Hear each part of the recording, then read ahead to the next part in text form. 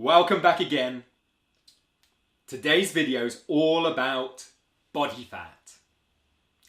Let's talk about body fat in some detail now. It's such an important issue. A lot of people want to reduce their body fat levels. Some people are very low in body fat naturally, but for the majority of us, body fat, at least at some point in our life, presents a challenge. Now, it's important to start out by saying that some fat is absolutely necessary for overall health. And that fat is called essential fat. It helps to protect our internal organs, it stores some fuel for energy, and it helps to regulate some very important body hormones. Indeed, between 2 and 5% of a man's body weight is essential fat. And between 10 and 13% of a woman's body weight is essential fat. And that is absolutely necessary for your body to function. It's found in places like the heart, the lungs, liver, kidneys, intestines, muscles, and in the lipid-rich tissue of the central nervous system and in bone marrow too. It's important for metabolism, growth, and immune system function. It helps process nutrients like the fat-soluble vitamins A, K, and D, which also support the immune system. It keeps your blood healthy and it encourages the absorption of calcium. Additionally, essential fat can also help protect our organs and joints and provides insulation that helps to regulate our internal body temperature. And for women, it's very important for supporting reproductive health and childbearing ability. Once we look beyond, at levels beyond our essential fat, the next thing up is called stored fat. The rest of our fat, this is the stuff that you notice on your body if you pinch at your belly or your arms or your thighs. Stored fat comes from calories that we consume through food that are not used for immediate functions. They're effectively a stockpile of energy reserves for future use. If you have no stored body fat at all in addition to your essential fat, your physical performance ability will decrease and your immune system function will be compromised to some degree too. So you do need some stored fat in addition to your essential fat. However, when we frequently consume more calories than we need, stored fat accumulates, resulting in weight gain. What's in our stored fat? Well, the main type of fat in our stored fat is called white fat. In fact, white fat what it does is it stores calories and it produces a hormone called adiponectin, which helps in the management of insulin and blood sugar levels.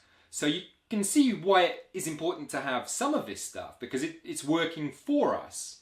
However, if you have too much white fat, metabolism slows down and that's when, again, you'll start to see excess weight. And typically, this is most usually, for many people, around the waist, the hips and the thighs. And this buildup of fat in those locations is called subcutaneous fat. It's just under the skin and it's all over the body. Excess subcutaneous fat around the waist is linked with long-term health risks like diabetes, heart disease, cancers, and obesity. White fat can also be stored a little bit deeper in the body around our abdominal organs. And this is called visceral fat as opposed to subcutaneous fat.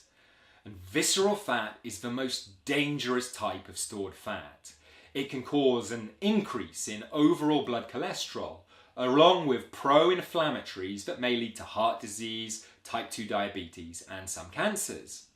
Luckily, when we start getting in shape and reducing our body fat levels, it is the visceral fat that is typically lost first. So it's that fat deep within the body around the abdominal organs that the body will burn off first. On a more positive note, some of our stored fat is not white, it's beige. And beige fat acts like white fat until it's browned. Once it becomes browned, beige fat actually burns calories, so it's working for us to get rid of fat. Exercise, when you perform your workout, causes the release of the hormone irisin.